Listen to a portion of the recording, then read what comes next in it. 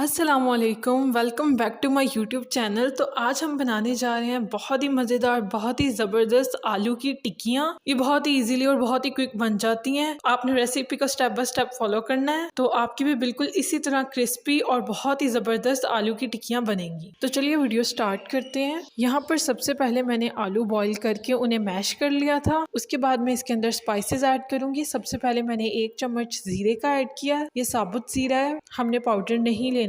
उसके बाद मैंने 1 टेबलस्पून रेड चिली क्रम्स का ऐड किया है और आधा चम्मच खुश्क धनिया पाउडर ऐड किया है। उसके बाद आधा चम्मच पिसे हुए गरम मसाले का ऐड करेंगे। तो एट द एंड मैंने 1 टेबलस्पून जो है वो नमक का ऐड कर दिया है। स्पाइसेस जो है आप अपने हिसाब से भी रख सकते हैं, मैंने अपने टेस्ट के मुताबिक ये सब कुछ ऐड किया है। उसके बाद जो है यहाँ पर मैंने तकरीबन थोड़ा सा धनिया है और 3 से 4 जो है हरी मिर्च काट कर रख ली थी। एट द एंड हमारे स्पाइसेस जो है वो फाइनल हो चुके हैं। अब मैं इसे अच्छे से मिक्स कर दूंगी। तो यहाँ पर हमारा फाइनली जो मसाला है वो तैयार हो चुका है। उसके बाद जो है मैंने एक अंडा तोड़ लिया है और इसे मैं अच्छे से बीट कर लूंगी। तो यहाँ पर हमारा अंडा बीट हो चुका है।